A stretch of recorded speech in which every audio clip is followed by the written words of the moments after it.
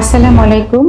আমি doctor Shamsunnahar Sumi, paediatric neurologist হিসাবে সহকারী অধ্যাপক হিসাবে নিউরোসায়েন্স হাসপাতালে কর্মরত আছি। আজকের ভিডিওতে আমি বলবো বাচ্চাদের খুবই একটা কমন সমস্যা হেডেক বা মাথা ব্যথা নিয়ে।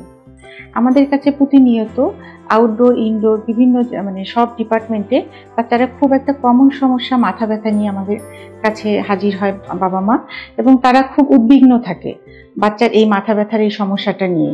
কারণ এখন বর্তমানে বাবা মা মনে করে মাথা ব্যথা মানেই তার বাচ্চার ব্রেনে একটা বিশাল ক্ষতি কিছু হয়েছে, এবং দেখা যায় যে মনে করে যে হয়তো ব্রেন টিউমার হয়েছে, যে কারণে তার বাচ্চার মাথা ব্যথা হয়েছে।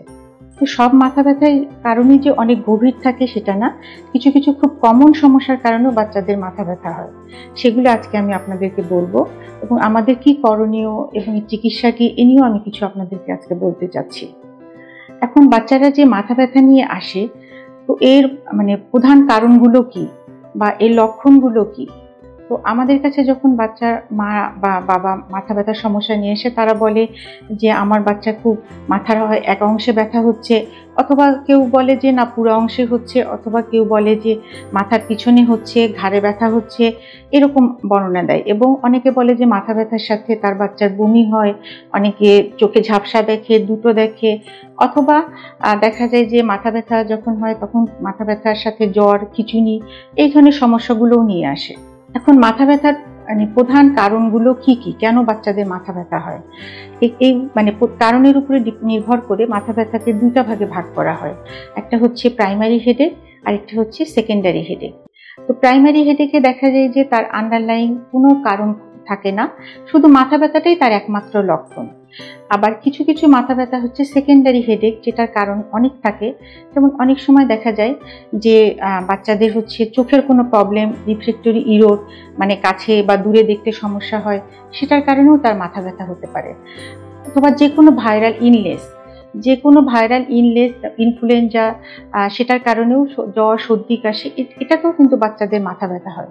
এছাড়া যে কোনো সিস্টেমিক ইনফেকশনে মাথা ব্যথা হয়, এবং সব থেকে অনেক ভয়ঙ্কর একটা বা জটিল কারণ হচ্ছে বাচ্চাদের ব্রেনে ইনফেকশন, যেটাকে আমরা বলি মেনিনজাইটিস অথবা এনকেফালাইটিস। এটা একটা জটিল অসুখ এবং কিন্তু চিকিৎসাযোগ্য, এবং এটা তো জ্বর, মাথা ব্যথা, খিঁচুনি, অজ্ঞান, এই সমস্যাগুলো নিয়ে আমাদের কাছে আসে। এছাড়া কানে ইনফেকশন, দাঁতে ইনফেকশন, অথবা ব্রেন টিউমার, অথবা ব্রেনের কোনো ধরনের গঠনগত সমস্যার কারণে মাথা ব্যথা হতে পারে। এখন আমি একটু খুব কমন সমস্যা নিয়ে আপনার মাথা ব্যথার একটা কারণ নিয়ে বলতে চাচ্ছি, সেটা হচ্ছে মাইগ্রেন। মাইগ্রেনটা হচ্ছে একটা প্রাইমারি হেডেক, এর আন্ডারলাইন কোনো কারণ পাওয়া যায় না, জটিল কোনো কারণ নেই, কিন্তু বাচ্চার মাথা ব্যথা হয়। তো এই মাথা ব্যথাটা কিরকম হয় সেটা একটু আপনাদেরকে বলতে চাচ্ছি। এর লক্ষণগুলো কিরকম হয়।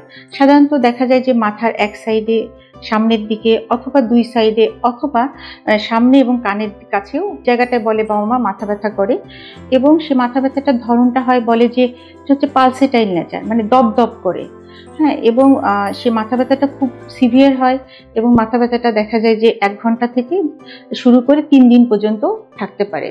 এই মাথা ব্যথার সাথে আরো কিছু সিমটম থাকে, যেরকম বমি বমি ভাব হয়, বমি হয়, হ্যাঁ, চোখে ঝাপসা দেখে, দুইটা দেখে, অথবা দেখা যায় যে আলোতে গেলে বা রোদে গেলে বেশি হয়, যেটাকে আমরা বলি ফটোফোবিয়া অর ফনোফোবিয়া, যে যদি অনেক আওয়াজ শোনে তাহলে তার মাথা ব্যথাটা বেড়ে যায়, অথবা কোনো ডেইলি অ্যাক্টিভিটিসের কারণেও তার অনেক সময় মাথা ব্যথাটা বেড়ে যায়।